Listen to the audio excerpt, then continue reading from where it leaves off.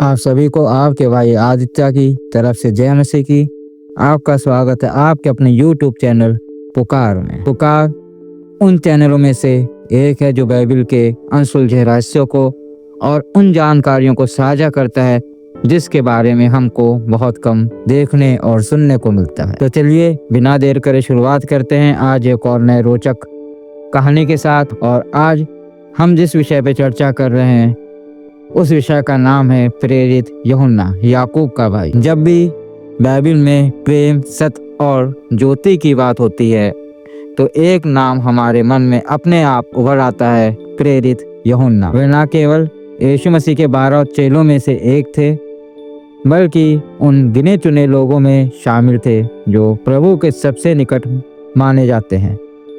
इतिहास उन्हें प्रेम का प्रेरित कहता है और शास्त्र उन्हें वह चेला जिसे यीशु प्रेम करते थे के नाम से याद करता है। ये जीवनी हमें एक साधारण मछुआरे से लेकर प्रेम के महान गवाह तक की उनकी अद्भुत यात्रा से परिचित कराती है। यूहन्ना का जन्म लगभग ईसा पूर्व 6 से 10 के बीच में गलील में हुआ था। वे एक यहूदी परिवार में पले बढ़े जहाँ परमेश्वर की व्यवस्था और धार्मिक परंपराओं को गहराई से माना जाता था।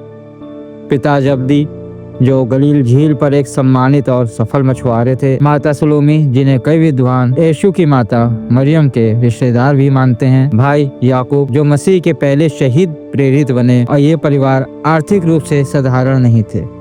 उनके पास नावें और मजदूर थे, परंतु उनका सबसे बड़ा धन था उनका विश्वास और परमेश्वर पर अटूट आस्था। यूहन्ना का बचपन गलील झील की लहरों में नावों की आवाज़ और मछली पकड़ने की मेहनत के बीच बीता। उन्होंने बचपन से परिश्रम, अनुशासन और आज्ञाकारिता सीखी। वह पिता के साथ मछली पकड़ना सीखते थे, आराधनालय में तोरा और यहूदी शास्त्रों की शिक्षा पाते थे। परमेश्वर की व्यवस्था उनके जीवन की एक नींव बन गई। हालांकि उनका स्वभाव शुरू से तेज और भावुक था। इसी कारण यीशु ने याकूब और यूहन्ना को प्रेम पूर्वक बोअन रगेस अर्थात गरज का पुत्र कहा। यीशु से मिलने से पहले यूहन्ना का जीवन बिल्कुल साधारण था। एक मछुआरा जो रोज सुबह झील पर जाता और शाम को लौटता। कई विद्वानों का मानना है कि यूहन्ना बपतिस्मा देने वाले के शिष्य रहे होंगे, पर इसका कोई साक्ष्य नहीं मिलता है। इसी कारण जब यीशु प्रकट हुए तो यूहन्ना का हृदय पहले से ही तैयार था। एक दिन गलील झील के किनारे यीशु ने पुकारा और यूहन्ना ने देर नहीं की। उन्होंने तुरंत नाव और अपने पिता को छोड़ दिया और यीशु के पीछे हो लिए, जो हमको मरकुस 1 अध्याय के 19 और 20 में देखने को मिलता है। इसी क्षण उनके जीवन का सबसे बड़ा परिवर्तन हो गया। यूहन्ना जल्दी यीशु के अंतरंग मंडल का हिस्सा बन गए। पतरस, याकूब और यूहन्ना यह उन पलों के साक्षी बने जिन्हें देखने का सौभाग्य बहुत कम लोगों को मिला। रूपांतरण, पर्वत की महिमा, यायर की बेटी का जीवित होना और गतसमनी की बगिया की पीड़ा। यीशु के साथ चलते चलते यूहन्ना का स्वभाव पूरी तरह से बदल गया। जो कभी उग्र था अब वो प्रेम की भाषा बोलने लगा। क्रूस पर मृत्यु की घड़ी में यीशु ने अपनी माता मरियम को यूहन्ना के हाथों सौंपा। यह विश्वास और प्रेम का सर्वोच्च प्रमाण था। यूहन्ना के जीवन और आचरण में अब प्रेम, सत्य और ज्योति देखने को मिलने लगी। यीशु के स्वर्गारोहण के बाद यूहन्ना ने लगभग 60 से 70 वर्षों तक निष्ठापूर्वक सेवकाई की।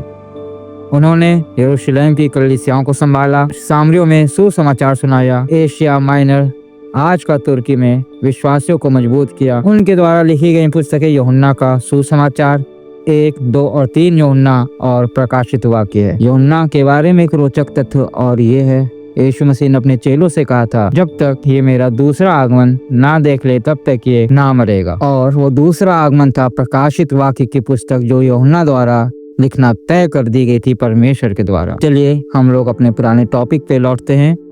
रोमी सम्राट डोमेशियन के शासन ने मसीह में विश्वास के कारण यूहन्ना को पतमुस द्वीप में निर्वासित किया गया, परंतु वही स्थान परमेश्वर के महान प्रकाश का केंद्र बना। यही उन्हें वह दिव्य दर्शन मिला जो आगे चलकर प्रकाशित वाक्य कहलाया। अन्य प्रेरितों के विपरीत यूहन्ना ने शहीद मृत्यु नहीं बल्कि स्वाभाविक मृत्यु पाई। स्थान था इफिसुस समय लगभग 95 से 100 ईस्वी और आयु लगभग 90 से 100 वर्ष के आसपास। परंपरा कहती है प्रभु में शांति से सो गए। यूहन्ना का पूरा जीवन एक ही सच्चाई की गवाही देता है, परमेश्वर प्रेम है, जैसा कि 1 यूहन्ना 4 अध्याय के 8वें पद में लिखा है। उनका जीवन सिखाता है कि यीशु का प्रेम किसी भी मनुष्य को नया बना सकता है। प्रेरित यूहन्ना की कहानी केवल इतिहास नहीं है, ये परिवर्तन की जीवित गवाही है। एक साधारण मछुआरा जो प्रेम का महान प्रेरित बन गया, आज भी उनका संदेश गूंजता है, प्रेम करो, सत्य पे चलो और ज्योति में बने रहो। मेरे अजीजों, आज समय हो गया है प्रेम, सत्य और ज्योति में बढ़ने का। बिना देर करे और बिना एक भी क्षण गवाए परमेश्वर की निकटता में बढ़ें, यीशु मसीह के समीप आगे बढ़ें। कल क्या हो सकता है, अगले क्षण क्या हो सकता है, यहाँ पे किसी को नहीं पता है। आप ये वीडियो देख रहे हैं, आप ये वचन सुन रहे हैं, आप इस गहराई को समझ रहे हैं, वो इसलिए क्योंकि ये परमेश्वर के द्वारा पहले से नियुक्त करा गया है। क्योंकि वचन कहता है बुलाए हुए तो बहुत हैं पर चुने हुए थोड़े हैं। आज मौका है, आप भी चुने हुए हो सकते हैं। इस वचन को फॉलो करें और परमेश्वर की निकटता में और अधिक गहराई चलें और यकीन जानिएगा, जो दिक्कतें हैं, परेशानियां हैं, प्रॉब्लम्स हैं, चाहे वो आर्थिक हो, चाहे शारीरिक हो, चाहे सामाजिक हो, चाहे मानसिक समस्याएं हो, वो सब दूर करने की शक्ति और सामर्थ्य सर्वशक्तिमान पिता परमेश्वर रखता है। आपको इस वीडियो से कुछ सीखने को मिला है तो लाइक, शेयर और कमेंट जरूर करें। आप अपने लिए प्रार्थना कराना चाहते हैं या कोई और विषय में जानना चाहते हैं तो कृपया करके कमेंट में बताएं और कुछ लोगों को वीडियो जरूर शेयर करें, क्योंकि आपके द्वारा किया गया छोटा सा योगदान किसी और भाई और बहन की ज़िंदगी को बदलने की शक्ति और सामर्थ्य रखता है। आप सभी भाई बहन को आपके भाई आदित्य की तरफ से जय मसीह की।